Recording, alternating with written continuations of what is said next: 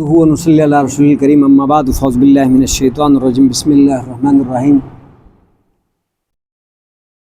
آپ کو معلوم ہے کہ جیسے کہ روزانہ ہمارا حدیث کا درس ہوتا ہے بچیوں کے لیے، جو بچیاں عالمہ بن رہی ہے اس کے لیے ہم مشکات شریف پڑھا رہے ہیں۔ تو کل نہیں پرسوں جو سبق تھا وہ یہ تھا کہ مطلب نمازی جو ہیں سلام پھیرے گا تو سلام پھیرنے کے بعد وہ کیا پڑھے گا، تو اس میں بخاری شریف کی روایتیں تھی، اسی طرح مسلم شریف کی روایتیں تھی، دیگر احادیث کی جو کتابوں کی نبی علیہ الصلوۃ والسلام کی جو احادیث مبارکہ تھی ان کو صاحب مشکات نے ساری کتابوں کے حوالوں کے ساتھ حدیثوں کو جمع کیا تھا۔ تو اس میں نبی علیہ الصلوۃ والسلام نے فرمایا کہ تم جب سلام پھیرو دونوں طرف تو تم اللہ اکبر کہو۔ کیا کہو؟ اللہ اکبر کہو۔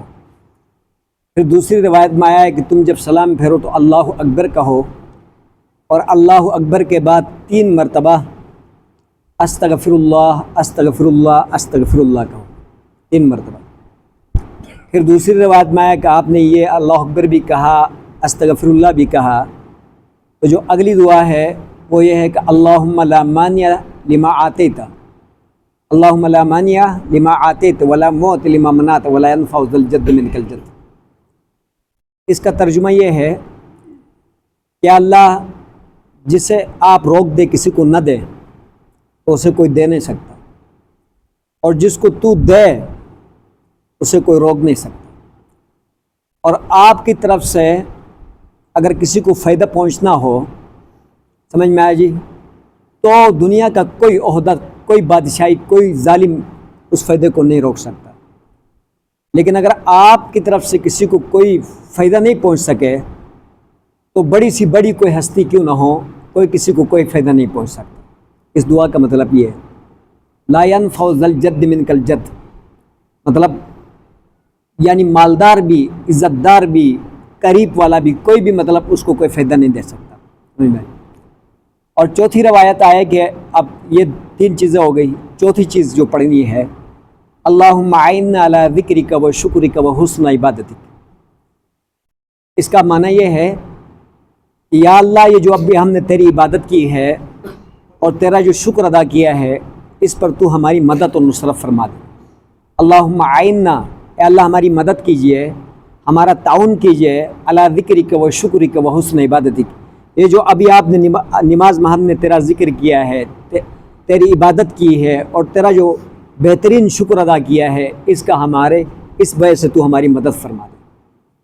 تو یہ 4 چیزیں مطلب بہت اہمیت کے ساتھ نبی علیہ السلام خود بھی کرتے تھے اور صحابہ رضوان اللہ علیہ مجمعین کو بھی فرماتے تھے۔ اور چوتھا یا پانچواں یہ پڑھتے تھے کہ وہ سلام پھرنے کے بعد 33 مرتبہ سبحان اللہ، 33 مرتبہ الحمدللہ اور 34 مرتبہ اللہ اکبر، یہ پڑھتے تھے۔ سمجھ میں آجی؟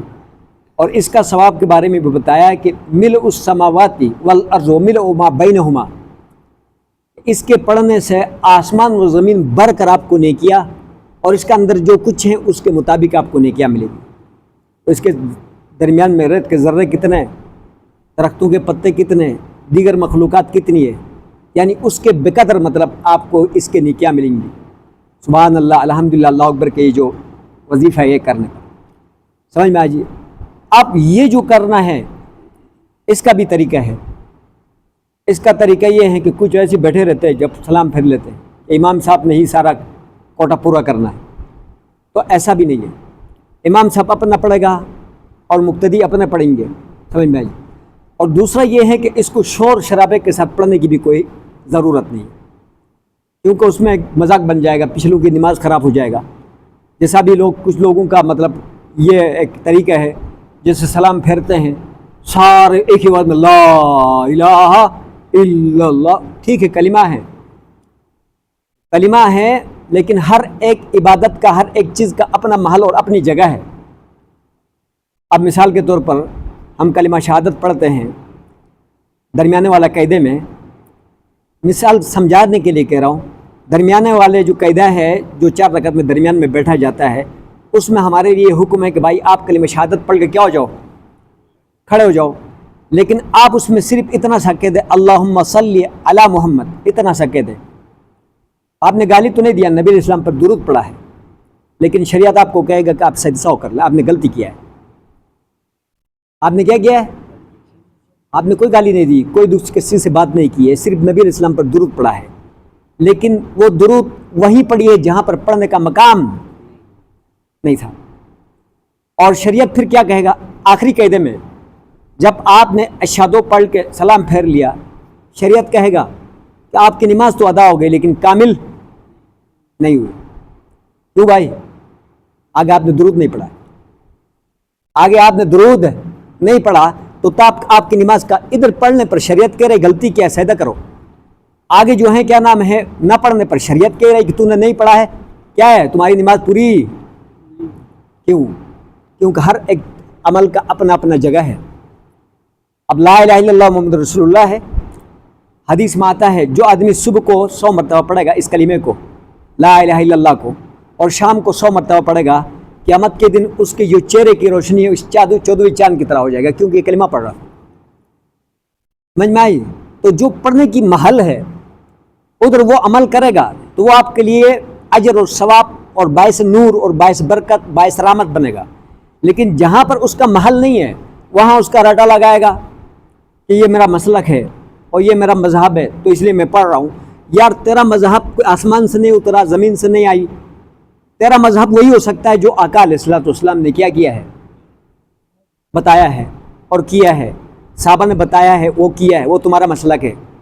اگر تمہارا مسلک اس کے مطابق نہیں ہے، اگر وہ تمہارا کلمہ ہی کیوں نہ ہو، وہ تمہارا دین نہیں ہے۔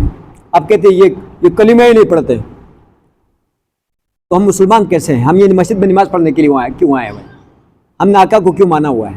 ہم اگر کلمہ نہیں پڑھتے، ہم کلمہ وہی پڑھتے ہیں جہاں پڑھنے کا حکم ہے، جہاں نہیں پڑھنے کا حکم ہے یہ تو درود کے منکر ہے، درود ہی نہیں پڑھتے۔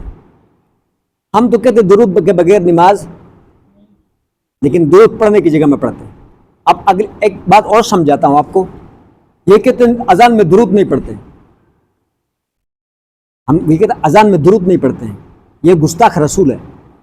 ہاں ہم کہتے ہیں کہ بھائی آپ بھی بتائیں کہ جو اذان ہونے کے بعد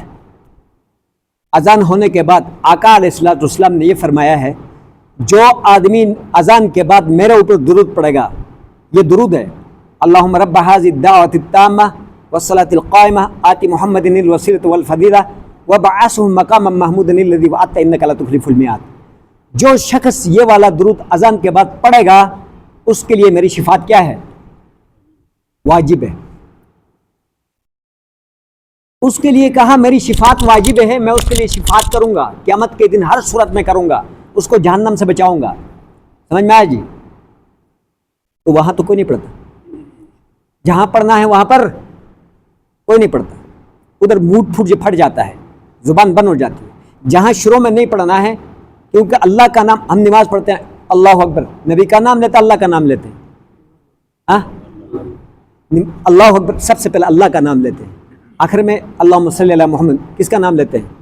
درود، آخر میں نبی کا نام لیتے ہیں۔ یہاں اذان میں بھی اللہ اکبر سب سے پہلے کس کا نام ہے اور اس میں بعد میں کس کا نام ہے؟ جب ختم کریں گے اللہم رب ھذی الدعوۃ التامہ والصلاۃ القائمہ آت محمد الوسیلۃ، آخر میں نبی کا نام ہے، اللہ پہلے ہے۔ اللہ کیا ہے بھائی؟ تو پہلے ہے۔ سمجھ میں آئی؟ تو عرض پھر دوسری بات یہ ہے کہ اکھٹا پڑھنا، کلمہ پڑھے تو پڑھ لو پیچھے، لیکن آہستہ، آپ یہ اپنا پڑھے گا، یہ اپنا پڑھے گا، یہ اپنا پڑھے گا، آرام سے پڑھے گا، اگلے کی نماز بھی خراب نہیں، مسجد کا ماحول بھی خراب نہیں۔ سمجھ میں آئی جی؟ تو میں یہ جو عرض کر رہا ہوں کہ اب میں نے یہاں اس پورے کا خلاصہ یہ کہ جو دعائیں ہم نے آپ کو مسنون دعائیں نماز کے بعد بتائی، سمجھ میں آئی جی؟ اس کا بہت بڑی اہمیت ہے، اجر ہے۔ سمجھ میں آئی جی؟ اپنی طرف سے کوئی بھی، بے شک وہ درود کیوں نہ ہو، بے شک وہ کلمہ ہی کیوں نہ ہو، لیکن ہم اپنی طرف سے اس کو ہر جگہ گالتے رہیں گے، گسالتے رہیں گے تو وہ دین نہیں بنے گا۔ اللہ پاک عمل کرنے کی توفیق عطا فرمائے۔ اللہم انت السلام۔